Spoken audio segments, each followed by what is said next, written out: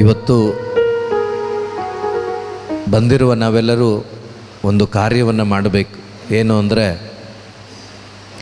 ಯೇಸು ಏನು ಹೇಳ್ತಾರೋ ಅದನ್ನು ಕೇಳಬೇಕು. ಕೇಳಿ ಅದನ್ನು ನಮ್ಮ ಜೀವನದಲ್ಲಿ ನಾವು ಅಳವಡಿಸ್ಕೋಬೇಕು. ಇಲ್ಲ ಅಂದರೆ ನೀವು 1000 ಧ್ಯಾನ ಮಾಡಿದರೂ ಪ್ರಯೋಜನ ಇರೋದಿಲ್ಲ. ಸೊ ಹಾಗಾಗಿ ಈಗ ಆಡಿದ್ರಿ ನೀವು ಪಂಚಶತಮ ಹಬ್ಬದ ದಿನ ಪ್ರೇಷಿತರಿಗೆ ಪರಿಶುದ್ಧಾತ್ಮರನ್ನು ಯೇಸು ಕೊಡೋದನ್ನು ನೀವು ಆಡಿದ್ರಿ. ಆ ಹಾಡು ಅಥವಾ ಆ ಕಾರ್ಯ ಆಗಿದ್ದು ಯಾಕೆ ಅಂದರೆ, ಯೇಸು ಹೇಳಿದ ಮಾತನ್ನು ಅವರು ಕೇಳಿದ್ದರಿಂದ. ನೀವು ಲೂಕನ ಶುಭ ಸಂದೇಶ ಬೈಬಲ್ ತಂದಿದ್ದೀರಾ? ಲೂಕನ ಶುಭ ಸಂದೇಶ 24ನೇ ಅಧ್ಯಾಯ 49ನೇ ವಾಕ್ಯ ಒಂದು ಓದ್ತೀರಾ? ಲೂಕನ ಶುಭ ಸಂದೇಶ ಅಧ್ಯಾಯ 24 ವಾಕ್ಯ 49.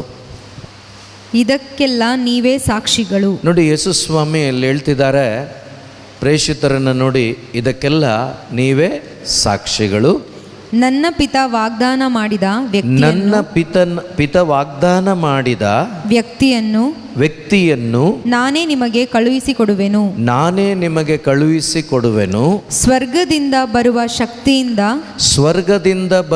ಶಕ್ತಿಯಿಂದ ನೀವು ಭೂಷಿತರಾಗುವ ತನಕ ಈ ಪಟ್ಟಣದಲ್ಲೇ ಕಾದಿರಿ ಎಂದು ಹೇಳಿದರು. Praise the Lord, praise the Lord. Yesu ಸ್ವಾಮಿ ಸತ್ತು ಪುನರುತ್ಥಾನರಾಗಿ ಅವರಿಗೆ ಕಾಣಿಸಿಕೊಂಡು ಹೇಳ್ತಾ ಇದ್ದಾರೆ, ಪ್ರೇಷಿತರೇ, ನೀವು ಈ ಪಟ್ಟಣವನ್ನು ಬಿಟ್ಟು ಎಲ್ಲೂ ಹೋಗಬೇಡಿ. ನಾನು ನಿಮಗೆ ಒಂದು ವ್ಯಕ್ತಿ ಶಕ್ತಿ, ಓಕೆನಾ? ಅವರು ಬರೀ ಶಕ್ತಿ ಅಲ್ಲ, ಅವರು ಒಂದು ವ್ಯಕ್ತಿಯಾಗಿದ್ದಾರೆ. ಪವಿತ್ರಾತ್ಮರು ಕೂಡ ಪರಮ ತ್ರಿತ್ವದಲ್ಲಿ ಒಬ್ಬರಾಗಿದ್ದಾರೆ. ಸೊ ಹಾಗಾಗಿ ನಾನು ಈ ಭೂಮಿಯಲ್ಲಿ ಜಯಭರಿತವಾಗಿ ಜೀವಿಸಲು ನನಗೆ ಶಕ್ತಿಯಾಗಿ ನಿಂತದ್ದು ಪರಿಶುದ್ಧಾತ್ಮರು. ಈ ಪರಿಶುದ್ಧಾತ್ಮರನ್ನು ನಾನು ನಿಮಗೂ ಕೊಡ್ತೀನಿ. ನೀವು ಪರಿಶುದ್ಧಾತ್ಮರನ್ನು ಪಡ್ಕೊಳ್ಳಿಲ್ಲವಾದರೆ ಲೋಕದ ಮನುಷ್ಯರು ಹೇಗೆ ನಿರಾಶೆ, ಭಯ, ಆತಂಕ, ಸಮಾಧಾನವಿಲ್ಲದೆ ಬದುಕ್ತಾರೋ ಹಂಗೆ ಬದುಕ್ತೀರಾ. ಆದ್ದರಿಂದ ನೀವು ಈಗ ಹೋಗಬೇಡಿ. ನಾನು ನಿಮಗೆ ನನ್ನ ಆತ್ಮರನ್ನು, ಪೋಷಕರನ್ನು, ಪವಿತ್ರಾತ್ಮರನ್ನು ನಿಮಗೆ ಕೊಡ್ತೇನೆ. ಅವರು ಬಂದ ಮೇಲೆ ನೀವು ಶಕ್ತಿಯುತರಾಗ್ತೀರಾ, ನೀವು ಬಲಗೊಳ್ತೀರಾ. ಮಾತ್ರವಲ್ಲ, ನನಗೆ ನೀವು ಸಾಕ್ಷಿಗಳಾಗ್ತೀರಾ. Praise the Lord, praise the Lord. So ಈ ಮಾತನ್ನು ಪ್ರೇಷಿತರು ಕೇಳಿಸ್ಕೊಂಡು ಅವರಿಷ್ಟಕ್ಕೆ ಅವರು ಬದುಕಿದ್ದಿದ್ದರೆ ಅವರಿಗೆ ಪವಿತ್ರಾತ್ಮರನ್ನು ಯೇಸು ಕೊಡ್ತಾ ಇರಲಿಲ್ಲ. Praise the Lord, praise the Lord. ಯಾಕೆ ಹೇಳ್ತಾ ಇದ್ದೀನಿ ಇವತ್ತು ಅಂದರೆ, ಅನೇಕ ಧ್ಯಾನಕೂಟಗಳಲ್ಲಿ ನಾವು ಭಾಗವಹಿಸಿರ್ಬೋದು, ಅನೇಕ ಧ್ಯಾನಕೂಟಗಳಲ್ಲಿ ದೇವರ ವಾಕ್ಯವನ್ನು ನಾವು ಆಲಿಸಿರ್ಬೋದು. ಆದರೆ ನಮ್ಮ ಜೀವಿತದಲ್ಲಿ ಒಂದು ಬದಲಾವಣೆ ಇಲ್ಲದೆ ಇದ್ದೀವಾ? ನಮ್ಮ ಜೀವಿತದಲ್ಲಿ ಫಲ ಕೊಡದೆ ನಾವಿದ್ದೀವಾ? ಅದಕ್ಕೆ ಕಾರಣ ಏನು ಅಂದರೆ, ವಾಕ್ಯ ಕೇಳಿಸ್ಕೊಂಡಿಲ್ಲ ಅಂತಲ್ಲ, ಕೇಳಿಸ್ಕೊಂಡಿದ್ದೀರಾ. ಕೇಳಿಸ್ಕೊಂಡಂಥ ವಾಕ್ಯವನ್ನು ನಾವು ಧ್ಯಾನ ಮಾಡಲಿಲ್ಲ. ಧ್ಯಾನ ಮಾಡದೆ ನಮ್ಮ ಇಷ್ಟಕ್ಕೆ ನಾವು ಬದುಕಿದ್ರಿಂದ ಕೇಳಿಸಿಕೊಂಡಂಥ ವಾಕ್ಯ ನಮ್ಮಲ್ಲಿ ಫಲ ಕೊಡಲಿಲ್ಲ. ಸೊ ಇವತ್ತು ಈ ಧ್ಯಾನ ಹಂಗೆ ಆಗಬಾರ್ದು ನಿಮ್ಮ ಜೀವನದಲ್ಲಿ. Praise the Lord. ದೇವರಿಗೆ ಕಾರ್ಯ ಮಾಡಲಿಕ್ಕೆ ವರ್ಷಗಳು ಬೇಕಾಗಿಲ್ಲ, ತಿಂಗಳು ಬೇಕಾಗಿಲ್ಲ. ದೇವರಿಗೆ ಕಾರ್ಯ ಮಾಡಲಿಕ್ಕೆ ಕ್ಷಣ ಮಾತ್ರ ಸಾಕು. ಯಾಕೆಂದರೆ ಅವರಿಗೆ ಅಸಾಧ್ಯವಾದದ್ದು ಯಾವುದೂ ಇಲ್ಲ. Praise the Lord, praise the Lord. ಯಾಕೆಂದರೆ ಮಾತೆ ಮರಿಯಳು ಕೇಳ್ತಾರೆ, ಇದಾಗುವುದಾದರೂ ಹೇಗೆ ಅಂತ. ಅದಕ್ಕೆ ಗಬ್ರಿಯೇಲ್ ದೂತನ ಮುಖಾಂತರ ತಂದೆ ದೇವರು ಆಕೆಗೆ ಕೊಟ್ಟ ಉತ್ತರ, ಮನುಷ್ಯನಿಗೆ ಇದು ಸಾಧ್ಯವಿಲ್ಲ, ಆದರೆ ದೇವರಿಗೆ, ಒಂದ್ಸರಿ ಹೇಳಿ, ದೇವರಿಗೆ ಸೊ ಹಾಗಾದರೆ ಮಾತೆ ಮರಿಯಳ ಜೀವಿತದಲ್ಲಿ ದೇವರಿಗೆ ಕಾರ್ಯ ಮಾಡಲಿಕ್ಕೆ ಸಾಧ್ಯವಾಗಿದ್ದಾದರೆ ನನ್ನ ಮತ್ತು ನಿಮ್ಮ ಜೀವಿತದಲ್ಲೂ ಕೂಡ ಅವರಿಗೆ ಕಾರ್ಯ ಮಾಡಲಿಕ್ಕೆ ಸಾಧ್ಯ ಇದೆ. Praise the Lord, praise the Lord. So ಇಲ್ಲಿ ಸ್ವರ್ಗದಿಂದ ಬರುವ ಶಕ್ತಿಯಿಂದ ನೀವು ಭೂಷಿತರಾಗುವ ತನಕ ಈ ಪಟ್ಟಣದಲ್ಲೇ ಕಾದಿರಿ ಎಂದು ಯೇಸು ಹೇಳ್ತಾರೆ.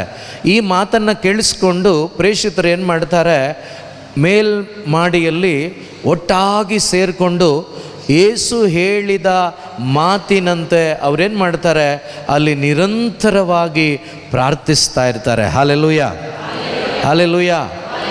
ಒಂದು ವೇಳೆ ಯೇಸು ಹೇಳಿದ್ದ ಹಾಗೆ ಹೇಳಿದ ಮೇಲೆ ಮೊದಲೊಂದು ಸರಿ ಹೇಳಿದ್ರು ಕಾಣಿಸ್ಕೊಂಡು, ಆದರೆ ಪ್ರೇಷಿತರಲ್ಲಿ 21ನೇ ಅಧ್ಯಾಯ ನೀವು ನೋಡಿ, 21, 22, 23, 21ನೇ ಅಧ್ಯಾಯದಲ್ಲಿ ನೋಡಿ ನೀವು, ಯೋಹಾನನ ಶುಭ ಸಂದೇಶದಲ್ಲಿ ಯೇಸು ಸ್ವಾಮಿ ಅವ್ರಿಗೆ ಹೇಳಿದ್ರು ಕೂಡ ಮೀನು ಹಿಡಿಯಲಿಕ್ಕೆ ಹೋಗ್ತಾರೆ ವಾಪಸ್. ಅವ್ರ ಜೀವನದಲ್ಲಿ ಏನು ಅನುಭವಿಸ್ಲಿಕ್ಕೆ ಆಗಲ್ಲ. ಆಗ ಅವ್ರ ಹಳೆ ಜೀವನಕ್ಕೆ ಹೋಗ್ಬಿಡ್ತಾರೆ. ಪೇತ್ರ ಹೇಳ್ತಾನೆ, ಹೆಂಗೋ ಯೇಸು ಸತ್ತು ಹೋದರು, ಎಲ್ಲೋದ್ರೂ ಗೊತ್ತಿಲ್ಲ, ನಾವು ಹೋಗಿ ಮೀನು ಹಿಡಿಯೋಣ ಅಂತೇಳಿ ಎಲ್ಲ ಜೊತೆಯಲ್ಲೇ ಹೋಗ್ಬಿಡ್ತಾರೆ. ಪವಿತ್ರಾತ್ಮರಿಲ್ಲ ಅಂದರೆ ಇದೇ ನಮ್ಮ ಜೀವನ ಕೂಡ. ವಾಕ್ಯ ಕೇಳಿಸ್ಕೊಂಡು ಅದನ್ನು ಧ್ಯಾನ ಮಾಡಲಿಲ್ಲ ಅಂದರೆ ನಮ್ಮ ಜೀವನ ಹಿಂಗೆ ಇರುತ್ತೆ. ಆದರೆ ಇಲ್ಲಿ ಪ್ರೇಷಿತರು ಏನು ಮಾಡ್ತಾರೆ, ನೀವು ಪಟ್ಟಣವನ್ನು ಬಿಟ್ಟು ಹೋಗಬೇಡಿ ಅಂತ ಹೇಳಿದ ಮೇಲೆ ನಾನು ಪೋಷಕರನ್ನು ಕೊಡ್ತೀನಿ, ಪವಿತ್ರಾತ್ಮರನ್ನು ಕೊಡ್ತೀನಿ, ಒಂದು ಶಕ್ತಿಯನ್ನು ಕೊಡ್ತೀನಿ ಅಂತ ಹೇಳಿದ ಮೇಲೆ ಇವರೆಲ್ಲರೂ ಕೂಡ ನೀವು ಪ್ರೇಷಿತರ ಕಾರ್ಯಕಲಾಪ 1-2 ಅಧ್ಯಾಯ ಓದಿ ನೋಡಿ, ಅವರೆಲ್ಲರೂ ಸೇರಿ ಯೇಸು ಹೇಳಿದ ಮಾತಿನಲ್ಲಿ ಭರವಸೆ ಇಟ್ಟು ಅವರೆಲ್ಲರೂ ಕುಳಿತುಕೊಂಡು ಪ್ರಾರ್ಥನೆ ಮಾಡುವಾಗ, ಆರಾಧನೆ ಮಾಡುವಾಗ ಯೇಸು ಸ್ವಾಮಿ ತಾನು ಹೇಳಿದ ಮಾತಿನಂತೆ ಅವರ ಮೇಲೆ ಯಾರನ್ನು ಕಳಿಸ್ಕೊಡ್ತಾರೆ, ಯಾರನ್ನ? ಪವಿತ್ರಾತ್ಮರನ್ನು ಕಳಿಸ್ಕೊಡ್ತಾರೆ. ಯಾವಾಗ ಪವಿತ್ರಾತ್ಮರು ಅವರ ಮೇಲೆ, ಅವರಲ್ಲಿ ಬರ್ತಾರೋ, ಮೇಲೆ ಒಳಗಡೆ ಅವರಲ್ಲಿ ಬರ್ತಾರೋ, ಆಗ ಅವರೆಲ್ಲರೂ ಏನಾಗ್ತಾರೆ, ಶಕ್ತಿಯುತರಾಗ್ತಾರೆ. Hallelujah, hallelujah, hallelujah. ಸೊ ಅದೇ ಪ್ರಕಾರವಾಗಿ ಇವತ್ತು ನೀವು ಕೇಳಿಸ್ಕೊಳ್ಳಿಕ್ಕಿರುವ ಒಂದೊಂದು ವಾಕ್ಯಗಳನ್ನು ನೀವು ನಿಮ್ಮ ಹೃದಯದಲ್ಲಿ ಸ್ವೀಕಾರ ಮಾಡಿ ಅದನ್ನು ಧ್ಯಾನ ಮಾಡುವಾಗ, ಇಲ್ಲಿ ಕೇಳಿಸ್ಕೊಂಡು ನೀವು ಬರೆದಿಟ್ಕೊಂಡು ಮನೆಗೋಗಿ ಅದನ್ನು ನೀವು ಧ್ಯಾನಿಸುವಾಗ ಪರಿಶುದ್ಧಾತ್ಮರು ನಿಮ್ಮ ಒಳಗಡೆ ಕಾರ್ಯ ಮಾಡ್ತಾರೆ. Price the Lord, praise the Lord, hallelujah. ನೀವು ಸುಮ್ಮನೆ ಕೇಳಿಸ್ಕೊಂಡು ನೀವು ಹಾಗೆ ಮನೆಗೆ ಹೋದರೆ, ಮನೇಲಿ ಬೈಬಲ್ ಒಂದು ಮೂಲೆಯಲ್ಲಿಟ್ಟು, ಪುಸ್ತಕ ಮೂಲೆಯಲ್ಲಿಟ್ಟು ನೀವು ಸುಮ್ಮನೆ ಇದ್ದರೆ ಯಾವ ಬದಲಾವಣೆ ಆಗೋದಿಲ್ಲ, ಯಾವ ಚೇಂಜಸ್ ಆಗೋದಿಲ್ಲ. ನೀವಿಲ್ಲಿ ದೇವರ ವಾಕ್ಯವನ್ನು ಕೇಳಿ ನೀವು ಆ ವಾಕ್ಯವನ್ನು ಬರೆದಿಟ್ಕೊಂಡು ಮನೆಯಲ್ಲಿ ನೀವು ಈ ಕೇಳಿಸಿಕೊಂಡ ದೇವರ ವಾಕ್ಯಗಳನ್ನು ಧ್ಯಾನಿಸುವಾಗ, ಆ ವಚನಗಳನ್ನು ಧ್ಯಾನಿಸುವಾಗ ಆ ವಾಕ್ಯದಲ್ಲಿರ್ತಕ್ಕಂಥ ಪವಿತ್ರಾತ್ಮರು ನಿಮ್ಮಲ್ಲಿ ಕಾರ್ಯ ಮಾಡ್ತಾರೆ. ಆ ಪರಿಶುದ್ಧಾತ್ಮರು ನಿಮಗೆ ಒಂದು ಕನ್ವಿಕ್ಷನನ್ನು ಕೊಡ್ತಾರೆ. ಆ ವಾಕ್ಯದ ಮುಖಾಂತರ ನಿಮ್ಮೊಳಗಡೆ ಮಾತನಾಡ್ತಾರೆ. ಹಲ್ಲೆಲೂಯಾ. ಆ ರೀತಿಯ ಒಂದು ಧ್ಯಾನ ಇವತ್ತು ಆಗಬೇಕು. Praise the Lord, praise the Lord, hallelujah, hallelujah, hallelujah. ಯೇಸುವೆ ಸ್ತೋತ್ರ, ಯೇಸುವೆ ವಂದನೆ, ಯೇಸುವೆ ಆರಾಧನೆ, ಯೇಸುವೆ ಮಹಿಮೆ. Hallelujah, hallelujah, hallelujah, hallelujah. ನಾವು ತಗೊಳ್ಳೋಣ ಮತ್ತಾಯನ ಶುಭ ಸಂದೇಶ ಅಧ್ಯಾಯ 4 ವಾಕ್ಯ 4 ಓದೋಣ. ಅದಕ್ಕೆ ಯೇಸು ಸ್ವಾಮಿ, ಇಲ್ಲಿ ನಮಗೆ ಗೊತ್ತಿದೆ ಯೇಸು ಸ್ವಾಮಿ ಅವರು ಶುಭ ಸಂದೇಶವನ್ನು ಸಾರುವ ಮುನ್ನ ಪರಿಶುದ್ಧಾತ್ಮರಿಂದ ತುಂಬಲ್ಪಡುವುದಕ್ಕಾಗಿ ಅವರು ಬೆಂಗಾಡಿಗೆ ಹೋಗಿ 40 ದಿವಸಗಳ ಕಾಲ ಹಗಲು ಇರುಳು ಉಪವಾಸ ಮಾಡಿ ಅವರು ಪರಿಶುದ್ಧಾತ್ಮರನ್ನು ಅಭಿಷೇಕವನ್ನು ಪಡ್ಕೊಳ್ಳೋದನ್ನು ನಾವಿಲ್ಲಿ ನೋಡ್ತೇವೆ. Price the Lord, praise the lord. ಇಲ್ಲಿ ಯಾಕೆ ಅದನ್ನು ಮಾಡಿದ್ದಾರೆ ಅಂದರೆ ನನಗೂ ನಿಮಗೂ ಒಂದು ಉದಾಹರಣೆಯಾಗಿ. ಯಾಕೆಂದರೆ ಯೇಸು ಸ್ವಾಮಿ ಮನುಷ್ಯನಾಗಿ ಹುಟ್ಟಿದ್ದಲ್ಲ, ಮನುಷ್ಯನಾಗಿ ಹುಟ್ಟಿದ್ರು ಭೂಮಿಯಲ್ಲಿ, ಆದರೆ ಅವರು ಹುಟ್ಟಿದ್ದು ಮನುಷ್ಯನ ಸಂಪರ್ಕದಿಂದ ಅಲ್ಲ, ಪವಿತ್ರಾತ್ಮನಿಂದ. Price the lord. ಅವರು ಹುಟ್ಟಿದಾಗಲೇ ಪರಿಶುದ್ಧಾತ್ಮರಿಂದ ಹುಟ್ಟಿದವರು. ಸೊ ಆದರೆ ಈ ಒಂದು ಘಟನೆಯ ಮುಖಾಂತರ ನಮಗೆ ಏನು ಹೇಳ್ಕೊಡ್ತಾ ಇದ್ದಾರೆ ಅಂದರೆ, ನಾವು ಒಬ್ಬೊಬ್ಬರು ಕೂಡ ನಮ್ಮ ಜೀವಿತದಲ್ಲಿ ನಾರ್ಮಲ್ಲಾಗಿ ಬದುಕಲಿಕ್ಕೆ ಏನೂ ಬೇಡ.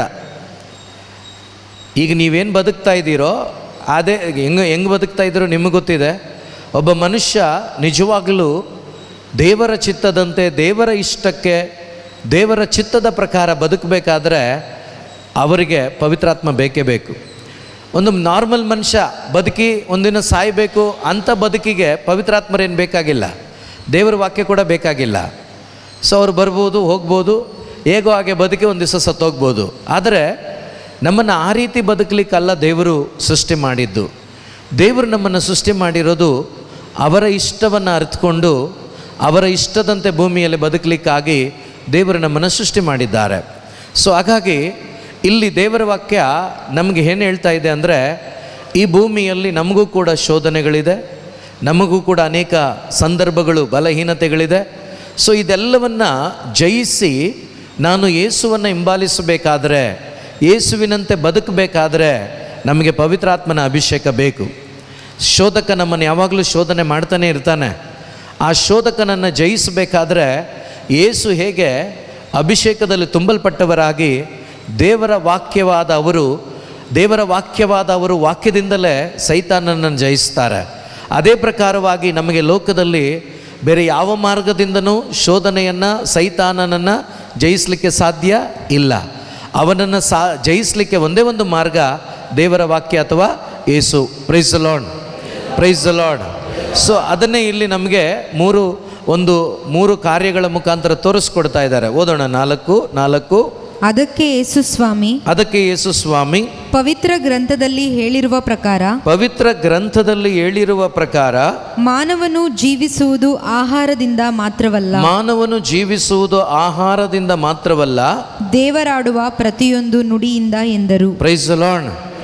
ಮಾನವನು ಜೀವಿಸುವುದು ಆಹಾರದಿಂದ ಮಾತ್ರ ಅಲ್ಲ. ಯಾರ ಮಾತಿನಿಂದ? ದೇವರಾಡುವ ಪ್ರತಿಯೊಂದು ಮಾತಿನಿಂದ. Praise the Lord. ಈಗ ನಮಗಿದು ಅರ್ಥ ಆಗಬೇಕು. Praise the Lord, praise the Lord. ಇದನ್ನೆಷ್ಟೋ ಸಾರಿ ಓದಿದ್ದೀವಿ, ಎಷ್ಟೋ ಸಾರಿ ಕೇಳಿಸ್ಕೊಂಡಿದ್ದೀವಿ. ಆದರೆ ಈ ವಾಕ್ಯ ನಮ್ಮಲ್ಲಿ ಕಾರ್ಯ ಮಾಡಿದೆಯಾ? Price the lord. ಹಂಗಾದ್ರೆ ಊಟ ಬಿಟ್ಬಿಡೋಣವಾ? ಹಲೋ, ಊಟ ಬಿಟ್ಬಿಡೋಣವಾ? ಮಧ್ಯಾಹ್ನ ಕೂಡ ಊಟ ರೆಡಿ ಆಗ್ತಾ ಇದೆ. ಇವತ್ತು ಯಾರಿಗೂ ಊಟ ಇಲ್ಲ. ಹಂಗಾದರೆ ಒಂದು ವಾರ ಊಟ ಬಿಟ್ಬಿಟ್ಟು ನಾವು 40 ದಿವಸ ಇದ್ಬಿಡೋಣವಾ? Praise the Lord, hallelujah. So ಒಂದೊಂದು ವಾಕ್ಯಗಳಲ್ಲಿ ಆ ವಾಕ್ಯದ ರೆವಲೇಷನ್ ಅಂದರೆ ಪ್ರಕಟಣೆ ಅನ್ನೋದು ನಮಗಾಗಬೇಕು. ಆವಾಗ ಮಾತ್ರ ನಮಗೆ ಬದುಕಲಿಕ್ಕಾಗೋದು ಅವರ ಇಷ್ಟದಂತೆ. ಇಲ್ಲಿ ಯೇಸು ಸ್ವಾಮಿ ಊಟ ಬಿಟ್ಬಿಡಿ ಅಂತ ಹೇಳ್ತಾ ಇಲ್ಲ. ಮಾನವನು ಜೀವಿಸುವುದು ಆಹಾರದಿಂದ ಮಾತ್ರವಲ್ಲ, ನನ್ನ ಮಾತುಗಳಿಂದ ಮಾತ್ರ ಅಂದ ತಕ್ಷಣ ಅದರ ಅರ್ಥ ನಾವು ಊಟ ಮಾಡಬಾರ್ದು ಅಂತಲ್ಲ. ಊಟ ಬೇಕು ಶರೀರಕ್ಕೆ. ಆದರೆ ಇಲ್ಲಿ ಮಾತಿನ ಅರ್ಥ, ನಿಮಗೆ ಶರೀರ ಇದೆ, ಈ ಶರೀರಕ್ಕೆ ಬೇಕಾದ ಊಟ, ಬಟ್ಟೆ, ವಸತಿ ಇವುಗಳಿದ್ದ ಮಾತ್ರಕ್ಕೆ ನೀವು ಸಮಾಧಾನವಾಗಿ ಜೀವಿಸಲಿಕ್ಕೆ ಸಾಧ್ಯ ಇಲ್ಲ. Praise the Lord, praise the Lord, hallelujah.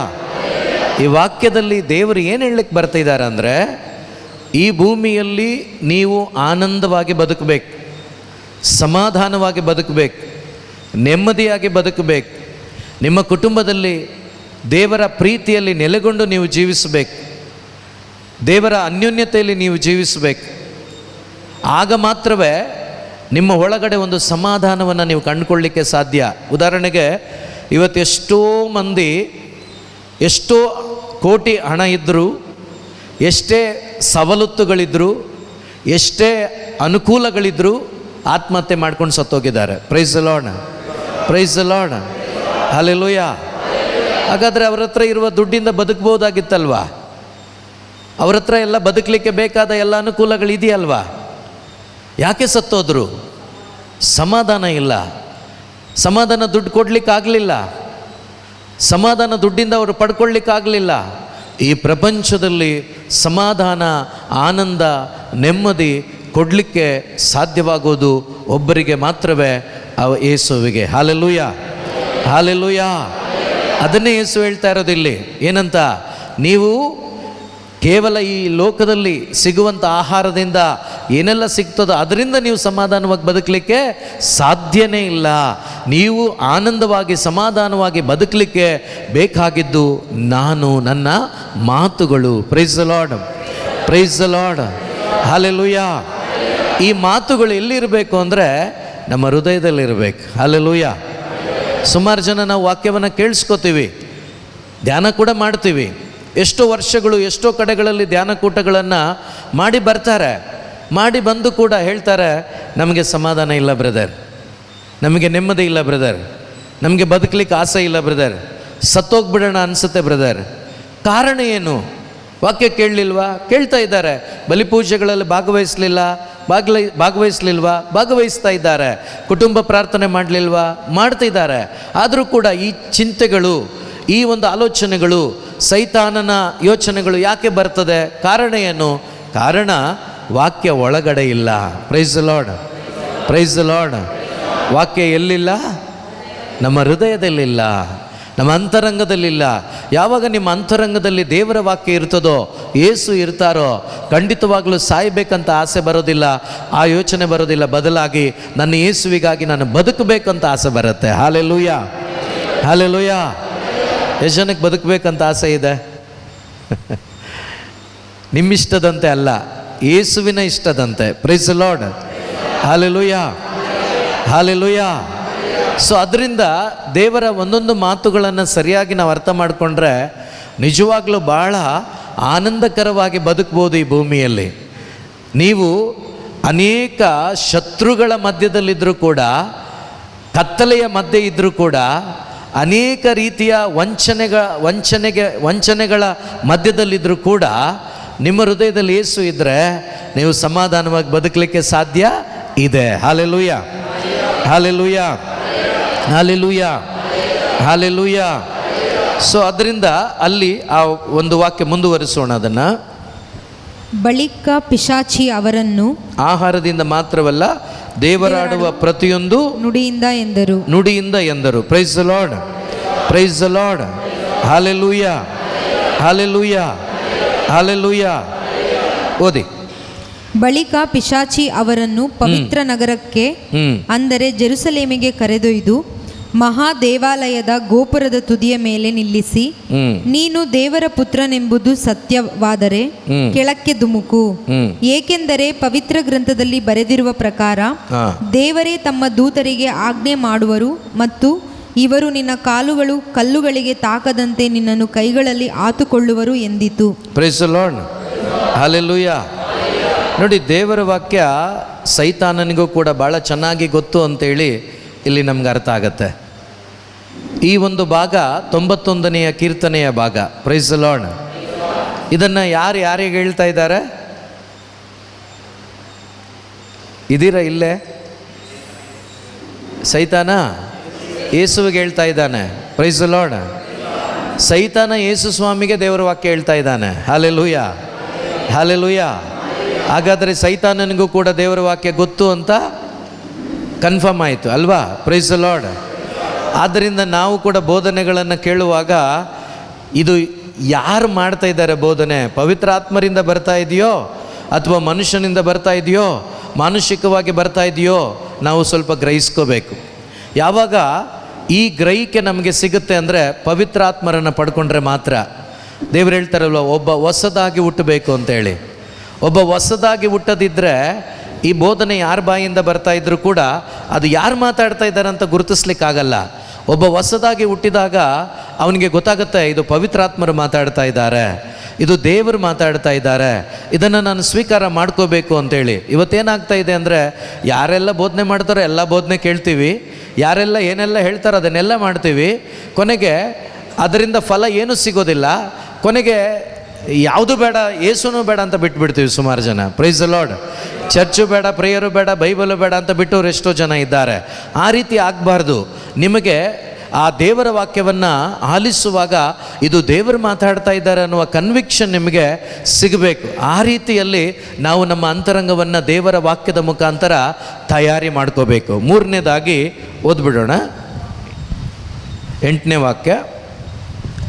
ಅನಂತರ ಪಿಶಾಚಿ ಯೇಸುವನ್ನು ಬಹಳ ಎತ್ತರವಾದ ಬೆಟ್ಟಕ್ಕೆ ಕೊಂಡೊಯ್ದು ಪ್ರಪಂಚದ ಎಲ್ಲ ರಾಜ್ಯಗಳನ್ನು ಅವುಗಳ ವೈಭವವನ್ನು ತೋರಿಸಿತು. ನೋಡಿ, ಪಿಶಾಚಿ ಯೇಸುವನ್ನು ಬಹಳ ಎತ್ತರವಾದ ಬೆಟ್ಟಕ್ಕೆ ಕೊಂಡೊಯ್ದು ಪ್ರಪಂಚದ ಎಲ್ಲ ರಾಜ್ಯಗಳನ್ನು ಅವುಗಳ ವೈಭವವನ್ನು ತೋರಿಸಿತು. ಯಾರಿಗೆ? ಯೇಸುವಿಗೆ. ಯಾರಿಗೆ?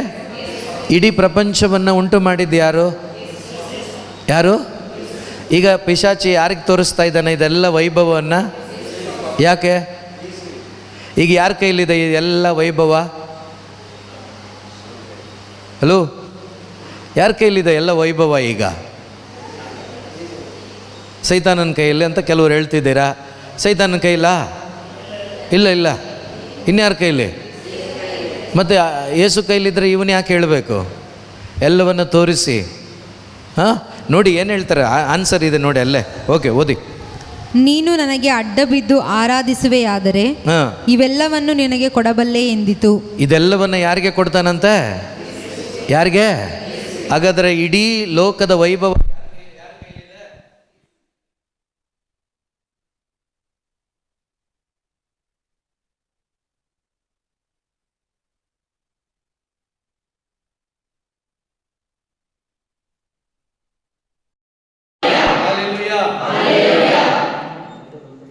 ಸ್ವಾಮಿಗೆ ತೋರಿಸ್ತಾ ಇದ್ದಾನೆ ಸೈತಾನ. ತೋರಿಸಿ, ನೀನು ನನಗೆ ಅಡ್ಡ ಬಿದ್ದು ಆರಾಧನೆ ಮಾಡಿದರೆ ಇದೆಲ್ಲವನ್ನು ನಾನು ನಿನಗೆ ಕೊಡ್ತೇನೆ. Price the lord. ಈ ಲೋಕ ಸೃಷ್ಟಿ ಮಾಡಿದ್ದು ಸೈತಾನನ? ಮತ್ತೆ ಹೆಂಗೋಯ್ತು ಅವನ ಕೈಗೆ? ಬೈಬಲ್ ಧ್ಯಾನ ಮಾಡಬೇಕು ನಾವು. Price the lord. ದೇವರ ವಾಕ್ಯ ಸ್ವಲ್ಪ ಚೆನ್ನಾಗಿ ಕಲಿಬೇಕು ನಾವು. ಆಗ ಪವಿತ್ರಾತ್ಮರು ಕಾರ್ಯ ಮಾಡ್ತಾರೆ. ನಾವೇನು ಮಾಡ್ತೀವಿ ಅಂದರೆ ಸುಮ್ಮನೆ ಓದ್ಕೊಂಡು ಹೋಗ್ಬಿಡ್ತೀವಿ, ಸುಮ್ಮನೆ ಸ್ವಲ್ಪ ಓದಿ ಮಲ್ಕೊಬಿಡ್ತೀವಿ, ಇಲ್ಲ ಯಾವ್ದು ಸಿಗುತ್ತೋ ಅದನ್ನು ಓದಿ ಮಲ್ಕೊಬಿಡ್ತೀವಿ. ಆ ರೀತಿ ಆದರೆ ಯಾವ ಪ್ರಯೋಜನ ಇರೋದಿಲ್ಲ. ವಾಕ್ಯಗಳು, ಪ್ರತಿಯೊಂದು ವಾಕ್ಯನೂ ಸತ್ಯನೇ. ಆ ವಾಕ್ಯಗಳಲ್ಲಿರ್ತಕ್ಕಂಥ ಪ್ರಕಟಣೆ ನಮಗಾದ್ರೇ, ಅದ್ರ ಒಳಗಡೆ ಇರ್ತಕ್ಕಂಥ ಸತ್ಯದ ಅರಿವು ನಮಗಾದ್ರೇ ನಾವು ಎಂಜಾಯ್ ಮಾಡಲಿಕ್ಕಾಗೋದು, ಆನಂದವಾಗಿ ಅದನ್ನು ಅಕ್ಸೆಪ್ಟ್ ಮಾಡ್ಕೊಂಡು ಜೀವಿಸ್ಲಿಕ್ಕಾಗೋದು. ಯೇಸು ಇಷ್ಟು ಮಹತ್ತರವಾದ ಕಾರ್ಯಗಳನ್ನು ಇಟ್ಟಿದ್ದಾರಾ ಅಂಥೇಳಿ ನಮಗೆ ಅದನ್ನು ರುಚಿಸ್ಲಿಕ್ಕಾಗೋದು. ಇಲ್ಲಾಂದರೆ ಏನು ಪ್ರಯೋಜನ ಇಲ್ಲ. Praise the Lord, praise the Lord, hallelujah, hallelujah. Yesu ವಾಕ್ಯ ಏನಾಗಿದೆ ಅಂದರೆ ಕೇಳಿಸ್ಕೊಂಡು ಈ ಬುದ್ಧಿಯಲ್ಲಿ ಇಟ್ಕೊಂಡು ನಾವು ಹೋಗ್ಬಿಡ್ತಾ ಇದ್ದೀವಿ. Price the Lord. ಯೇಸು ಏನಾಗಬೇಕು ಅಂದರೆ, ಆ ಯೇಸು ಎಂಬ ವ್ಯಕ್ತಿ, ಆ ವಾಕ್ಯ ಎಂಬ ವ್ಯಕ್ತಿ ಎಲ್ಲಿ ಬರಬೇಕು ಅಂದರೆ ನನ್ನ ಒಳಗಡೆ ಬರಬೇಕು. Price the lord. ಎಲ್ಲಿ ಬರಬೇಕು? ನನ್ನ ಒಳಗಡೆ ಬರಬೇಕು. ನನ್ನ ಒಳಗಡೆ ಇದ್ದಾಗ ಮಾತ್ರನೇ ಆ ವಾಕ್ಯದ ಪ್ರಕಟಣೆ ಅಥವಾ ವಾಕ್ಯದ ಅನುಭವ, ಆ ಯೇಸುವಿನ ಮಾಧುರ್ಯ ನಮಗೆ ಸವಿಲಿಕ್ಕಾಗೋದು. ಇಲ್ಲಾಂದರೆ ಆಗೋದಿಲ್ಲ. ಸೊ ಇಲ್ಲಿ ಸೈತಾನ ಹೇಳಿದ್ನಲ್ವಾ, ನೀನು ಬಂದು ಅಡ್ಡ ಬಿದ್ದು ಆರಾಧನೆ ಮಾಡು, ಇದೆಲ್ಲವನ್ನು ನಾನು ನಿನಗೆ ಕೊಡ್ತೇನೆ. ಯಾವಾಗ ಈ ಲೋಕ ಸೈತಾನನ ಕೈಗೆ ಹೋಯಿತು ಅಂದರೆ, ಆದಾಮನಿಗೆ ದೇವರು ಅಧಿಕಾರವನ್ನು ಕೊಟ್ಟರು. 5 ದಿವಸಗಳು ಎಲ್ಲವನ್ನು ಉಂಟು ಮಾಡಿದ ದೇವರು 6ನೇ ದಿವಸ ತನ್ನ ಹೋಲಿಕೆಯಲ್ಲಿ, ತಮ್ಮ ಹೋಲಿಕೆಯಲ್ಲಿ ಆದಾಮನನ್ನು ಅವಳನ್ನು ಸೃಷ್ಟಿ ಮಾಡಿದರು. Price the lord. ಈಗೆಲ್ಲ ನಾನು ನೀವು ಯಾರ ಹೋಲಿಕೆಯಲ್ಲಿದ್ದೇವೆ? ಅದು ಡೌಟಾ? ಯಾರ ಹೋಲಿಕೆಯಲ್ಲಿದ್ದೇವೆ? ಹೇಳಿ ಜೋರಾಗಿ. ನಾನು ದೇವರ ಹೋಲಿಕೆಯಲ್ಲಿದ್ದೇನೆ. ಹಾಲೆಲೂಯಾ.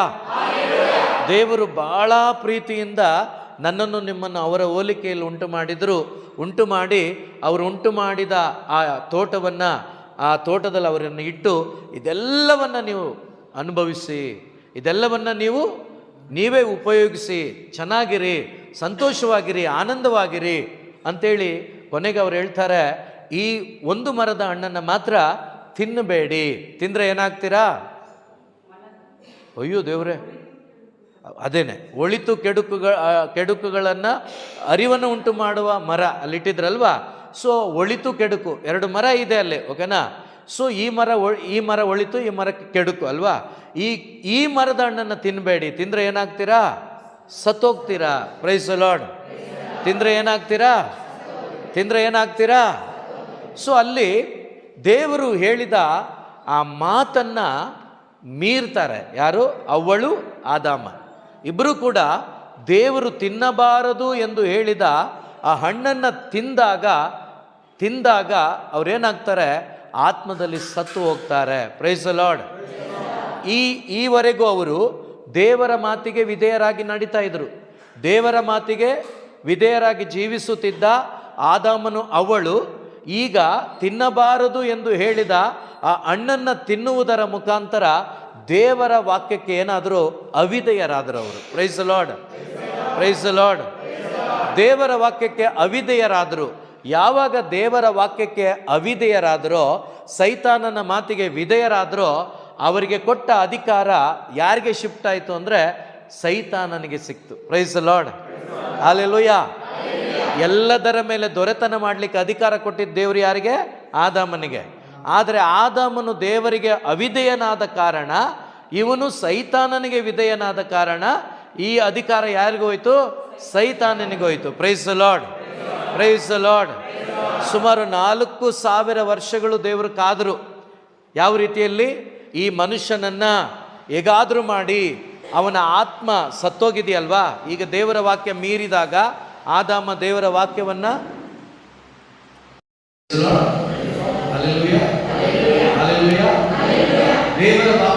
ಆದಾಮನು ಮೀರಿದಾಗ ಅವನ ಆತ್ಮ ಸತ್ತೋಯ್ತು. ಈಗ ಸತ್ತು ಮನುಷ್ಯ ಬದುಕ್ತಾ ಇದ್ದಾನೆ. ಆದಾಮನಿಂದ ಇಡೀ ಸಂತತಿ ಏನಾಗಿದೆ? ಸತ್ತವರಾಗಿಯೇ ಹುಟ್ಟುತ್ತಾ ಇದ್ದಾರೆ, ಆತ್ಮದಲ್ಲಿ ಜೀವ ಇಲ್ಲ. Praise the Lord, praise the lord. ಇವತ್ತು ನಿಮಗೆ ಗೊತ್ತಾಗತ್ತೆ ನಿಮ್ಮ ಒಳಗಡೆ ಜೀವ ಇದೆಯೋ ಇಲ್ವೋ ಅಂತೇಳಿ. ನಿಮಗೆ ಗೊತ್ತಾಗತ್ತೆ. ಯೇಸು ಇದ್ದರೆ ಜೀವ ಇದೆ, ಯೇಸು ಇಲ್ಲ ಅಂದರೆ ಜೀವ ಇಲ್ಲ. Praise the Lord, praise the Lord. ಈಗ ಜೀವ ಇದೆ ಅಂತ ಹೆಂಗೆ ಗೊತ್ತಾಗುತ್ತೆ? ಯೇಸುವನ್ನು ನೋಡೋಕ್ಕಾಗತ್ತೆ? ಹೆಂಗೆ ನೋಡೋಕ್ಕಾಗಲ್ಲ. ಜೀವ ಇದೆ, ಯೇಸು ಇದ್ದಾರೆ ಅಂತ ಹೆಂಗೆ ಗೊತ್ತಾಗುತ್ತೆ ಅಂದರೆ, ನೀವೆಲ್ಲ ಸಂದರ್ಭಗಳಲ್ಲಿ ಕಷ್ಟ ಇರ್ಬೋದು, ರೋಗ ಇರ್ಬೋದು, ಬಾಧೆ ಇರ್ಬೋದು, ಕುಟುಂಬದಲ್ಲಿ ಸಮಸ್ಯೆ ಇರ್ಬೋದು, ಮಕ್ಕಳು ಸರಿ ಇಲ್ಲದೆ ಇರ್ಬೋದು, ಗಂಡ ಸರಿ ಇಲ್ಲದೆ ಇರ್ಬೋದು, ಹೆಂಡತಿ ಸರಿ ಇಲ್ಲದೆ ಇರ್ಬೋದು, ನಿಮ್ಮಲ್ಲಿ ಯೇಸು ಇದ್ದರೆ ನೀವು ಆನಂದವಾಗಿರ್ಲಿಕ್ಕಾಗತ್ತೆ. Praise the Lord, praise the Lord. Yesu ಇದ್ದರೆ ಏನಾಗಿರ್ತೀರ ನೀವು? ಆನಂದವಾಗಿ. ಇವತ್ತಿದೆಯಾ ಆನಂದ? ಇದೆಯಾ? ನೀವು ಯೋಚನೆ ಮಾಡಿ. ಆನಂದ ಇರುತ್ತೆ ಯಾವಾಗ ಅಂದರೆ, ನಾವು ಏನಾದರೂ ದೇವರ ಹತ್ರ ಕೇಳಿದಾಗ ಸಿಕ್ಕಿದಾಗ ಇರುತ್ತೆ. ನಮಗೇನಾದರೂ ತೊಂದರೆ ಆದಾಗ ನಮ್ಮ ಆನಂದ ಏನಾಗುತ್ತೆ? ಹೊರಟೋಗ್ಬಿಡುತ್ತೆ. ಅದು ಆನಂದ ಅಲ್ಲ. ಸೊ ಯೇಸು ಇದ್ದರೆ ಯಾವಾಗಲೂ ಆನಂದವಾಗಿರ್ಲಿಕ್ಕಾಗತ್ತೆ. ಸಮಸ್ಯೆ ಬಂತಾ? ಯೋಬನ ರೀತಿ ಹೇಳೋಕ್ಕಾಗತ್ತೆ. ದೇವರು ಕೊಟ್ಟರು, ದೇವರು ತಗೊಂಡ್ರು, ದೇವ್ರ ನಾಮಕ್ಕೆ ಸ್ತೋತ್ರವಾಗಲಿ. ಇವತ್ತು ನಿಮ್ಮ ಹತ್ರ ಗಾಡಿ ಒಂದಿದೆ, ಕಳುವಾಗೋಯ್ತು, ಕಳುವಾಗೋಯ್ತು. ದೇವರು ಕೊಟ್ಟರು, ದೇವ್ರು ತಗೊಂಡ್ರು ಅಂತ ಹೇಳ್ತೀರಾ? ಹೇಳಲ್ಲ. ನಾವು ಸುಮ್ಮನೆ ಹೇಳೋದಷ್ಟೇ. ಒಂಥರ ಡ್ರಾಮಾ ಮಾಡ್ಕೊಂಡು ಬದುಕ್ತಾ ಇದ್ದೀವಿ. ಯೇಸು ಇದ್ದರೆ ದೇವರು ಕೊಟ್ಟಿದ್ರು, ಸೊ ಏನೋ ಆಯಿತು, ಹೋಗಿದೆ, ದೇವ್ರು ಕೊಡ್ತಾರೆ, ಗ್ಯಾರಂಟಿ. ದೇವರೇ ಸ್ತೋತ್ರ, price the Lord, hallelujah, hallelujah. ಏನೋ ಅರ್ಥ ಆಗ್ತಿದೆಯಾ? ಸೊ ಈ ರೀತಿ ಪ್ರಿಯ ಸಹೋದರ ಸಹೋದರಿ, ಆದಾಮನು ನಷ್ಟಪಡಿಸಿಕೊಂಡ ಅಧಿಕಾರವನ್ನು ಸೈತಾನನಿಗೆ ಬಿಟ್ಟುಕೊಟ್ಟ. ಈಗ ಸೈತಾನ ಏನಾಗಿದ್ದಾನಂದರೆ ಇಡೀ ಪ್ರಪಂಚವನ್ನು ಆಳ್ವಿಕೆ ಮಾಡ್ತಾ ಇದ್ದಾನೆ. ಅದಕ್ಕೆ ಯವನರು ಹೇಳ್ತಾರೆ, ಈ ಲೋಕ ಕೇಡಿಗನ ವಶದಲ್ಲಿದೆ, ಈ ಲೋಕ ಕೇಡಿಗನ ವಶದಲ್ಲಿದೆ. ಆದರೆ ಯಾರೆಲ್ಲ ಯೇಸುವಿನ ವಾಕ್ಯವನ್ನು, ಯೇಸುವನ್ನು ಪ್ರಭುವಾಗಿ ಸ್ವೀಕರಿಸಿಕೊಂಡಿದ್ದಾರೋ ಅವರು ಆ ಕೇಡಿಗನ ವಶದಲ್ಲಿ ಇಲ್ಲ, ಅವರು ದೇವರ ವಶದಲ್ಲಿದ್ದಾರೆ. Hallelujah, hallelujah. ಯೇಸುವೆ ಸ್ತೋತ್ರ, ಯೇಸುವೆ ವಂದನೆ. ಏನಾದರೂ ಅರ್ಥ ಆಯ್ತಾ? ಈಗ ಅಧಿಕಾರ ಯಾರಿಗೋಯ್ತು? ಸೈತಾನನಿಗೆ. ಯಾರಿಂದ? ಆದಾಮನಿಂದ. ಅದನ್ನು ಬಿಟ್ಕೊಟ್ಟಿದ್ದು ಯಾರು? ಆದಾಮನೇ. ಅದೇ ಪ್ರಕಾರ ನಾವುಗಳು ಕೂಡ ನಮ್ಮ ಜೀವನ ದೇವ್ರ ಕೈ ಕೊಟ್ಟಿಲ್ಲ, ವಾಕ್ಯಕ್ಕೆ ಬಿಟ್ಟುಕೊಟ್ಟಿಲ್ಲ. ನಾವು ಕೂಡ ಲೋಕಕ್ಕೆ ಬಿಟ್ಕೊಟ್ಬಿಟ್ಟಿದ್ದೀವಿ. ಅದಕ್ಕೆ ಒಳಗಡೆ ಸಮಾಧಾನ ಇಲ್ಲ, ಕುಟುಂಬದಲ್ಲಿ ನೆಮ್ಮದಿ ಇಲ್ಲ, ಕುಟುಂಬಗಳಲ್ಲಿ ಡೈವರ್ಸ್. ಯಾಕೆ ಹೇಳಿ? ಯೇಸು ಇಲ್ಲ, ಬೇರೆ ಏನು ಕಾರಣ ಅಲ್ಲ, ಯೇಸು ಇಲ್ಲ. ಆದ್ದರಿಂದಲೇ ಇವತ್ತು ನಷ್ಟಪಡಿಸಿಕೊಂಡಂತಹ ಆ ಅಧಿಕಾರವನ್ನು ಯೇಸು ಪಡ್ಕೊಟ್ಬಿಟ್ಟಿದ್ದಾರೆ. ಅದನ್ನು ನಾವು ನಮ್ಮದಾಗಿಸ್ಕೊಳ್ಬೇಕು. Hallelujah, hallelujah, hallelujah. ಅಲ್ಲಿ ಯೇಸು ಸ್ವಾಮಿ ಏನು ಹೇಳ್ತಾರೆ? ಸೈತಾನ ಹೇಳ್ತಾನೆ, ಇದೆಲ್ಲರ ವೈಭವವನ್ನು ನಾನು ನಿನಗೆ ಕೊಡ್ತೇನೆ. ಹಾಗಾದರೆ ಈ ಲೋಕದಲ್ಲಿ ಆಶೀರ್ವಾದ ಮಾಡಲಿಕ್ಕೆ ಸೈತಾನನಿಗೂ ಆಗತ್ತಾ? ನಿಮ್ಗೆ ವಾಕ್ಯ ಅರ್ಥ ಆಗಿಲ್ಲ ಅಷ್ಟೇ. ಈಗ ಯೇಸು ಸ್ವಾಮಿಗೆ ಏನು ಹೇಳ್ತಾನೆ? ಇದೆಲ್ಲದರ ವೈಭವ ನಾನು ನಿನಗೆ ಕೊಡ್ತೇನೆ. ಅಡ್ಡ ಬಿದ್ದು ನೀನು ಆರಾಧನೆ ಮಾಡಿದರೆ ಇದೆಲ್ಲದರ ವೈಭವ ನಾನು ನಿನಗೆ ಕೊಡ್ತೇನೆ. ಹಾಗಾದರೆ ಯೇಸು ಅಡ್ಡ ಬಿದ್ದಿದ್ರೆ ಕೊಡ್ತಾ ಇದ್ನೋ ಇಲ್ವೋ? ಕೊಡ್ತಾ ಇದ್ದ, ಕೊಡ್ತಾ ಇದ್ದ. ಆದರೆ ಯೇಸು ಏನು ಮಾಡಲಿಲ್ಲ? ಅಡ್ಡ ಬೀಳಲಿಲ್ಲ, ಅವನ ಮಾತಿಗೆ ವಿಧೇಯರಾಗಲಿಲ್ಲ. ಅವರು ತಂದೆ ದೇವರ ಮಾತಿಗೆ ವಿಧೇಯರಾಗಿ ಅವನನ್ನು ಜಯಿಸಿದರು. ಹಾಲೆಲೂಯಾ. ಹಾಗಾದರೆ ಈ ಲೋಕದಲ್ಲಿ ಅನೇಕರು ಸೈತಾನನಿಗೆ ಅಡ್ಡ ಬಿದ್ದು ಆರಾಧನೆ ಮಾಡ್ತಿದ್ದಾರಾ? ಅವರಿಗೆ ಆಶೀರ್ವಾದ ಸಿಗ್ತಾ ಇದೆಯಾ? ತಿಳ್ಕೊಂಡಿರೋದೇನು? ದೇವರ ಆಶೀರ್ವಾದ ಮಾಡಿದರು ಅಂತ. ಮಾಡಿರೋದು ಆಶೀರ್ವಾದ ಯಾರು? ದೆವ್ವ. Price the Lord. ಸುಮಾರು ಜನ ಹಿಂಗೆ ಇದ್ದಾರೆ, ಗೊತ್ತಿಲ್ಲ ಇದು ದೇವರಿಂದ ಬಂದಿದೆಯಾ, ಪಿಶಾಚಿಯಿಂದ ಬಂದಿದೆಯಾ, ಇದು ದೇವರ ಆಶೀರ್ವಾದನ, ಇದು ಸೈತಾನನ ಆಶೀರ್ವಾದನ, ಸುಮಾರು ಜನ ಗೊತ್ತೇ ಇಲ್ಲ. ಪ್ರಿಯ ಸಹೋದರ ಸಹೋದರಿ, ನಾವು ದೇವರ ಮಕ್ಕಳು, ದೇವರಿಂದ ಬರುವ ಆಶೀರ್ವಾದದಲ್ಲಿ ನೆಲೆಗೊಳ್ಳಬೇಕು, ಜೀವಿಸಬೇಕು. ಆ ದೊಡ್ಡ ಆಶೀರ್ವಾದ ಏನು ಗೊತ್ತಾ? ದೇವರ ವಾಕ್ಯ ಹೇಳ್ತದೆ, ಈಗ ಓದೋಣ. ದೇವರ ಮಾನವನು ಜೀವಿಸುವುದು ಆಹಾರದಿಂದ ಮಾತ್ರವಲ್ಲ, ದೇವರಾಡುವ ಪ್ರತಿಯೊಂದು ಮಾತಿನಿಂದ ಜೀವಿಸ್ತಾನೆ. ಇವತ್ತು ನೀವು ಕೇಳುವ ಒಂದೊಂದು ವಾಕ್ಯಗಳನ್ನು ನಿಮ್ಮ ಹೃದಯದಲ್ಲಿ ಭದ್ರ ಮಾಡ್ಕೋಬೇಕು. ನಿಮ್ಮ ಹೃದಯದಲ್ಲಿ ನೀವು ಭದ್ರ ಮಾಡಿಕೊಂಡು ನೀವು ಮನೆಗೆ ಹೋದ ಮೇಲೆ ಆ ವಾಕ್ಯಗಳನ್ನು ಧ್ಯಾನಿಸಬೇಕು, ಆ ವಚನಗಳನ್ನು ಧ್ಯಾನಿಸಬೇಕು. ಧ್ಯಾನಿಸುವಾಗ ನಿಮ್ಮ ಒಳಗಡೆ ನೀವು ಸ್ವೀಕಾರ ಮಾಡಿದಂಥ ವಾಕ್ಯ, ಆ ವಾಕ್ಯದಲ್ಲಿರುವ ಪವಿತ್ರಾತ್ಮರು ನಿಮ್ಮಲ್ಲಿ ಕಾರ್ಯ ಮಾಡ್ತಾರೆ. Price the Lord. Hallelujah, hallelujah, hallelujah. So ಒಬ್ಬ ಮನುಷ್ಯ ಆನಂದವಾಗಿರಲಿಕ್ಕೆ ಹೇಗೆ ಸಾಧ್ಯ, ಯಾವ ರೀತಿ ಸಾಧ್ಯ ಅನ್ನೋದಕ್ಕೆ ದೇವರ ವಾಕ್ಯ ಎಷ್ಟು ಸ್ಪಷ್ಟವಾಗಿ ನಮಗೆ ಉತ್ತರ ಕೊಡುತ್ತೆ ಅಂದರೆ, ಕೀರ್ತನೆಗಳ ಪುಸ್ತಕ 1ನೇ ಅಧ್ಯಾಯ ವಾಕ್ಯ 2, 3, 4 ಓದೋಣ. ಕೀರ್ತನೆಗಳ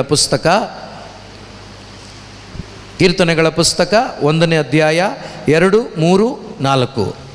ಪ್ರಭುವಿನ ಧರ್ಮಶಾಸ್ತ್ರದಲ್ಲಿ, ದೇವರ ವಾಕ್ಯದಲ್ಲಿ, ದೇವರ ಧರ್ಮಶಾಸ್ತ್ರದಲ್ಲಿ, ದೇವರ ವಚನದಲ್ಲಿ ಹರ್ಷಗೊಳ್ಳುವವನಾರೋ ಅವನೇ ಧನ್ಯನು. Price the Lord, praise the lord.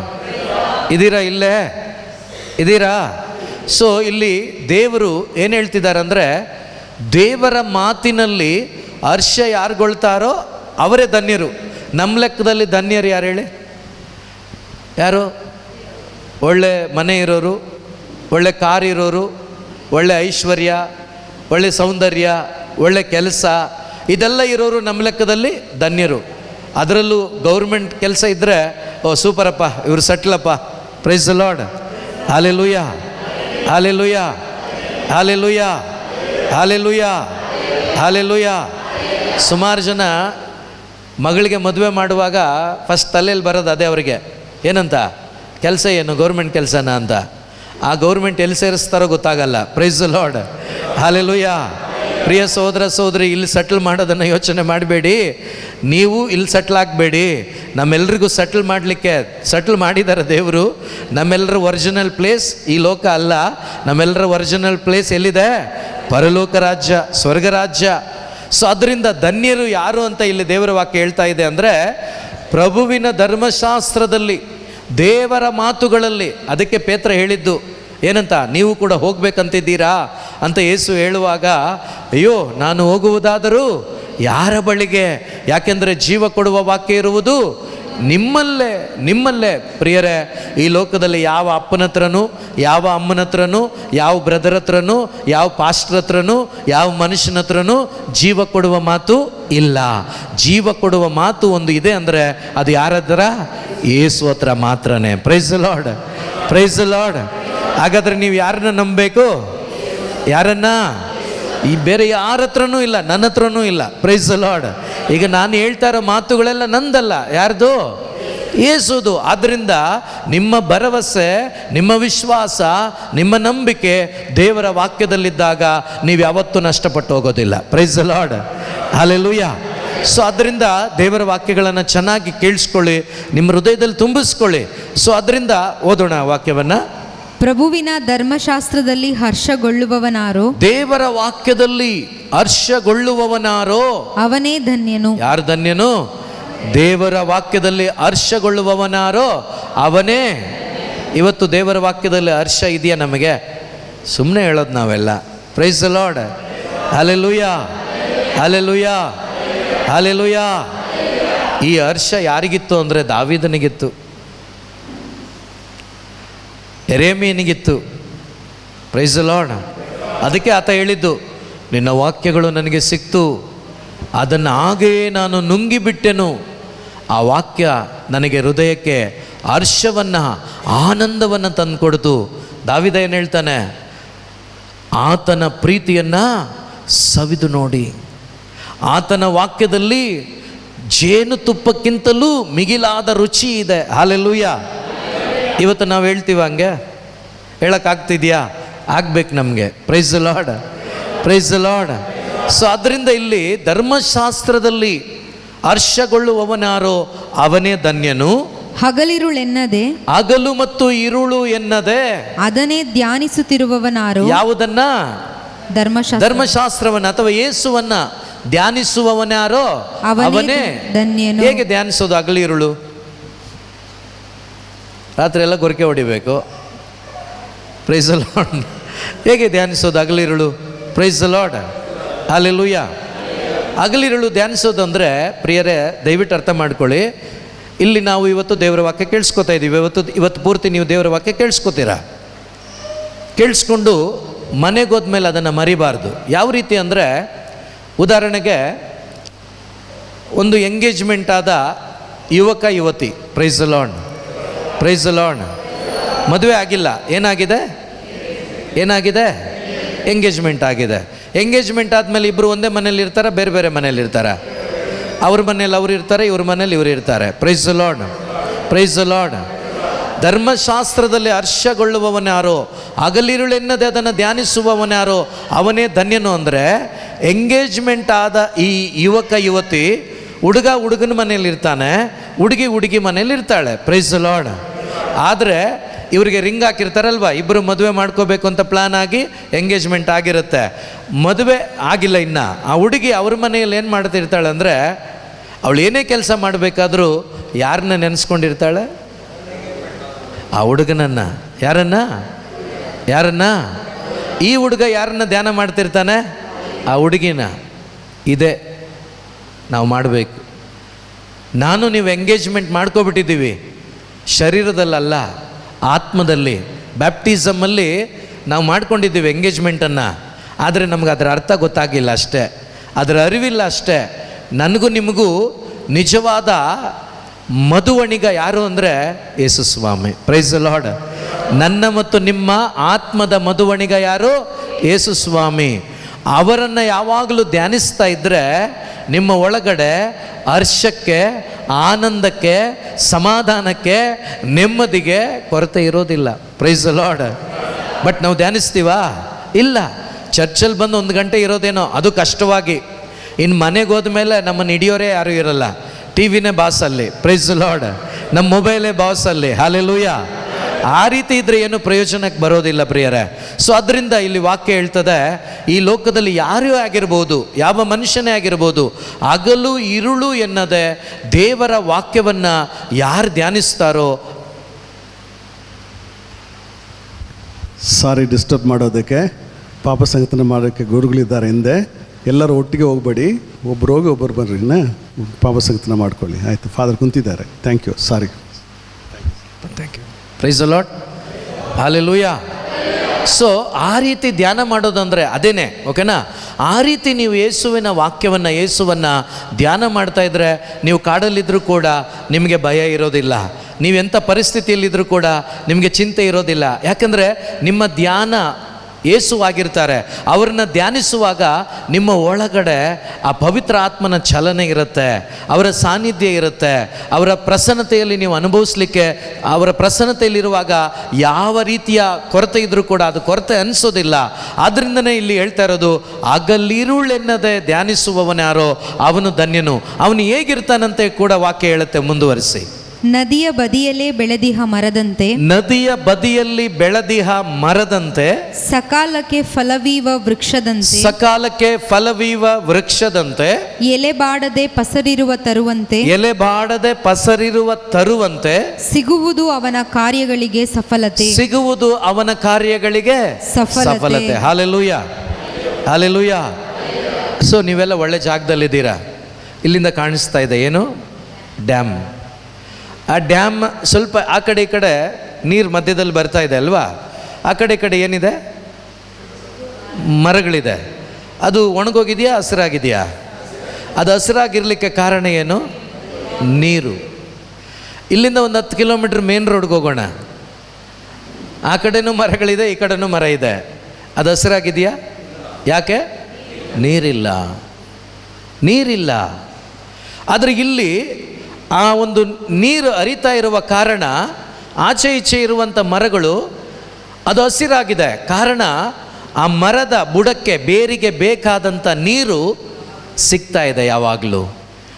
ಅದೇ ಪ್ರಕಾರವಾಗಿ ಒಬ್ಬ ಮನುಷ್ಯ ವಿಶ್ವಾಸಿ ಅಂತ ಹೇಳುವ ಯಾರೇ ಆಗಿರ್ಬೋದು, ಯಾವ ವ್ಯಕ್ತಿನೇ ಆಗಿರ್ಬೋದು, ಹಿಂದೂ ಮುಸ್ಲಿಂ ಯಾರೇ ಆಗಿರ್ಬೋದು, ಅವರು ಕ್ರಿಸ್ತನಲ್ಲಿ ಒಂದಾಗಿದ್ದರೆ, ದೇವರ ವಾಕ್ಯದಲ್ಲಿ ಒಂದಾಗಿದ್ದರೆ ಅವರು ಯಾವಾಗಲೂ ಆನಂದವಾಗಿರ್ತಾರೆ. Praise the Lord, praise the lord.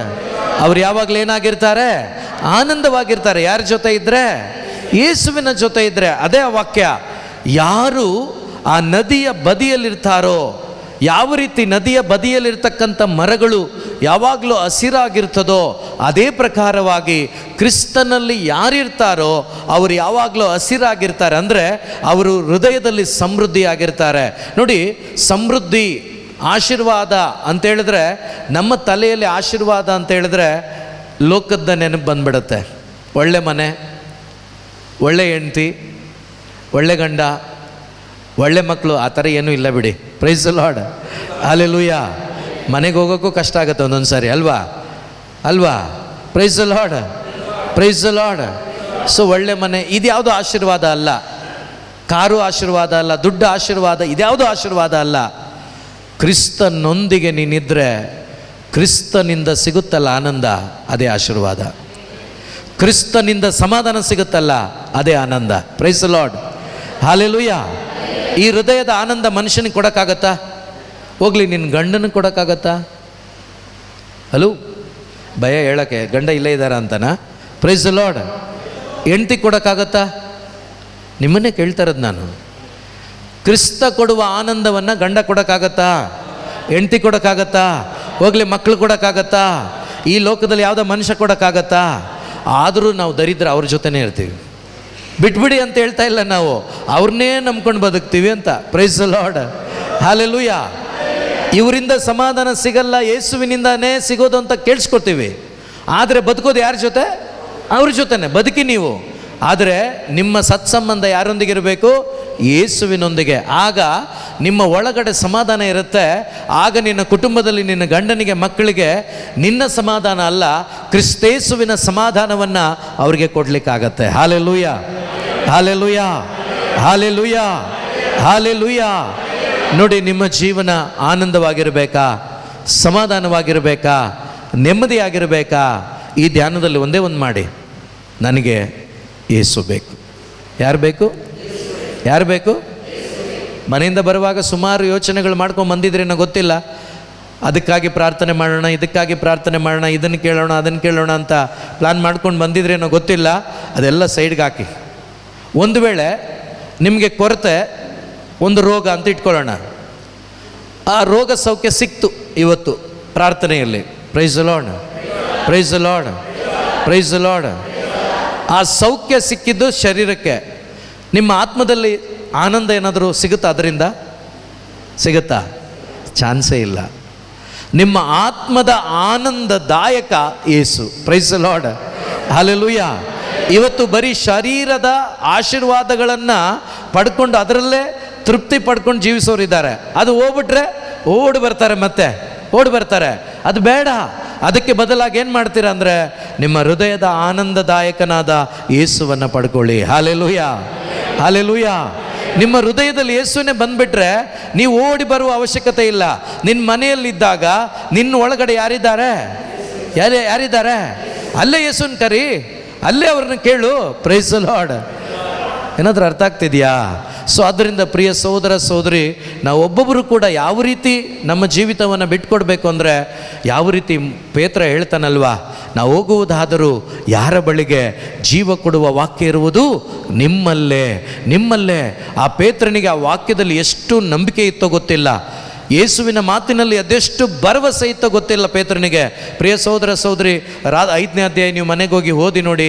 ಲೂಕನ ಶುಭ ಸಂದೇಶದಲ್ಲಿ ರಾತ್ರಿಯೆಲ್ಲ ಮೀನು ಹಿಡಿತಾನೆ, ಒಂದು ಮೀನು ಸಿಗಲಿಲ್ಲ. Price the Lord, hallelujah, hallelujah. ರಾತ್ರಿಯೆಲ್ಲ ಬಲೆ ಬೀಸಿ, ರಾತ್ರಿಯೆಲ್ಲ ಟ್ರೈ ಮಾಡಿ ಒಂದು ಮೀನು ಸಿಗಲಿಲ್ಲ. ಆದರೆ ಯೇಸು ಆ ಬೋಟನ್ನು ಹತ್ತಿ ಕುಳಿತುಕೊಂಡು ಬೋಧನೆ ಮಾಡಿ ಆಗ ಹೇಳ್ತಾರೆ, ನಿಮ್ಮ ಬಲೆಗಳನ್ನು ಸ್ವಲ್ಪ ಮುಂದೆ ಆಳವಾದ ಸ್ಥಳಕ್ಕೆ ಹೋಗಿ ಬಲೆಗಳನ್ನು ಹಾಕಿ ಅಂತ ಹೇಳುವಾಗ ಪೇತ್ರ ಒಂದು ಮಾತು ಹೇಳ್ತಾರೆ, ರಾತ್ರಿಯೆಲ್ಲ ಟ್ರೈ ಮಾಡಿದ್ದೀನಿ ಸ್ವಲ್ಪ, ಆದರೂ ಕೂಡ ನಿನ್ನ ಮಾತಿಗೆ ಬೆಲೆ ಕೊಟ್ಟು. ಯಾರ ಮಾತಿಗೆ? ಈಗ ರಾಶಿ ರಾಶಿ ಮೀನಿಗೆ ಹೋಗಬೇಡಿ ನೀವು. Praise Lord. ರಾಶಿ ರಾಶಿ ಮೀನನ್ನು ತಗೊಂಡಿಲ್ಲ ಪೇತ್ರ. ನಾವಾಗಿದ್ರೆ ರಾಶಿ ಮೀನು ತಗೊಂಡು ಸ್ತೋತ್ರ ಅಪ್ಪ ಥ್ಯಾಂಕ್ ಯು ಅಂತ ಹೇಳ್ಬಿಟ್ಟು ಹೋಗ್ಬಿಡ್ತಾ ಇದ್ವಿ. ಪೇತ್ರ ರಾಶಿ ಮೀನಿಗೆ ಹೋಗಲೇ ಇಲ್ಲ. ಆತ ಹೇಳ್ತಾನೆ, ನಿನ್ನ ಮಾತಿಗೆ ಬೆಲೆ ಕೊಟ್ಟು ನಾನು ಬಲೆಯನ್ನು ಹಾಕ್ತೀನಿ ಅಂತೇಳಿ ಹಾಕಿದಾಗ ರಾಶಿ ರಾಶಿ ಮೀನುಗಳು. ಆ ರಾತ್ರಿ ಎಲ್ಲ ಒಂದು ಇರಲಿಲ್ಲ, ಈಗ ಎಲ್ಲಿಂದ ಬಂತೋ ಗೊತ್ತಿಲ್ಲ. Praise Lord. ಹಲ್ಲೆಲೂಯಾ. ಈಗ ಆ ರಾಶಿ ಮೀನುಗಳು ಇವರು ಕೂಡ ಓಡಿ ಬರ್ತಾರೆ, ಇವರು ಬರ್ತಾರೆ, ಎಲ್ಲ ತುಂಬಿಸ್ತಾ ಇದ್ದಾರೆ. ಬೋಟ್ ಮುಳುಗುವಷ್ಟು ತುಂಬೋಗಿದೆ, ಬಲೆಗಳು ಹರಿದು ಹೋಗುವಂಥ ರೀತಿಯಲ್ಲಿದೆ. ಈ ಜೊತೆಯಲ್ಲಿದ್ದಂಥ ಪ್ರೇಷಿತರು ಅವರು ಆಶ್ಚರ್ಯವಾಗಿ ನೋಡ್ತಿದ್ದಾರೆ. ಆದರೆ ಪೇತ್ರ ಈ ಮೀನನ್ನು ನೋಡಲಿಲ್ಲ, ಬಲೆನೂ ನೋಡಲಿಲ್ಲ, ಅವನು ಯೇಸುವನ್ನು ನೋಡ್ತಾ ಇದ್ದಾನೆ. Hallelujah, hallelujah. ಅವನಿಗೀಗ ಮೀನು ಮೇಲೆ ಅಲ್ಲ ಆಸೆ. ಯಾರ ಮೇಲೆ ಆಸೆ? ಯಾರ ಮೇಲೆ? ಯಾರ ಮೇಲೆ? ಅವನಿಗೆ ಕನ್ಫರ್ಮ್ ಆಗೋಯ್ತು, ಇವರೇ ಮೆಸ್ಸಾಯ, ಇವರೇ ದೇವರ ಕುಮಾರ, ಈತ ಬೇಕು ನನಗೆ, ಇವರೊಂದಿಗೆ ಇರಬೇಕು ನನಗೆ ಅಂತೇಳಿ ಫಿಕ್ಸ್ ಆಗಿಬಿಟ್ಟ. ಇಲ್ಲ ಅಂದಿದ್ರೆ ಏನು ಮಾಡ್ತಿದ್ದೆ ಗೊತ್ತಾ? ಯೇಸು ಸ್ವಾಮಿ ಕಾಲಿಗೆ ಬಿದ್ದುಬಿಟ್ಟು, ಅಯ್ಯೋ ಒಂದಿನಕ್ಕೆ 1 kg ಸಿಗ್ತಾ ಇತ್ತು, ಈಗ ರಾಶಿ ರಾಶಿ ಸಿಕ್ಬಿಟ್ಟಿದೆ, ಇನ್ನೊಂದು ತಿಂಗಳು ನಾನು ಆರಾಮಾಗಿ ಇದನ್ನು ಮಾರಿಬಿಟ್ಟು ಮಜಾ ಮಾಡ್ಕೊಂಡು ಜೀವಿಸ್ತಿದ್ದೆ ಅಂತೇಳಿ ಹೋಗ್ಬಿಡ್ತಿದ್ದ ಅವನು. ಆದರೆ ಅದನ್ನು ರಿಜೆಕ್ಟ್ ಮಾಡಿ ಅವನ ಆಯ್ಕೆ ಯಾರಾಗಿತ್ತು? ಯಾರಾಗಿತ್ತು? ಇವತ್ತು ನಿಮ್ಮ ಆಯ್ಕೆ ಈ ಧ್ಯಾನದಲ್ಲಿ ಯಾರಾಗಬೇಕು? ನಿಮ್ಮ ಆಯ್ಕೆ ನಿಜವಾಗಲೂ ಈ ಧ್ಯಾನದಲ್ಲಿ ಯೇಸುವಾದರೆ ನಿಮ್ಮ ಜೀವನ success. Praise the Lord. Hallelujah. ಯೇಸುವೆ ಸ್ತೋತ್ರ, ಯೇಸುವೆ ವಂದನೆ, ಯೇಸುವೆ ಆರಾಧನೆ, ಯೇಸುವೆ ಮಹಿಮೆ. Hallelujah, hallelujah, hallelujah. ಪ್ರಿಯರೇ, ಇವತ್ತು ನಿಮ್ಮ ಮುಂದೆ ಒಂದು ಆಯ್ಕೆ ಇದೆ. ಯೇಸು ಬೇಕಾ, ಆಶೀರ್ವಾದ ಬೇಕಾ ಅಂತ. Praise the Lord. ಏನು ಬೇಕು ನಿಮಗೆ? ಏನು ಬೇಕು? ಇಲ್ಲಿಂದನ ನಿಜನಾ? ನಂಬೋಣವಾ? ನಿಜವಾಗ್ಲೂ ಹೇಳ್ತೀನಿ, ವರ್ಷಗಳು ಸುಮಾರು 23 ವರ್ಷ ಆಯಿತು. ಆರಂಭದಲ್ಲಿ ನಾವು ಅದು ದೊಡ್ಡ ಬ್ಲೆಸ್ಸಿಂಗ್ ಅಂತಲೇ ತಿಳ್ಕೊಂಡಿದ್ದೆ ನಾನು. ಆದರೆ ವರ್ಷಗಳಿಂದ ಈ ಕಡೆ ಗೊತ್ತಾಗಿದ್ದು, ಸತ್ಯ ಅರಿವಾಗಿದ್ದು ಏನು ಗೊತ್ತಾ?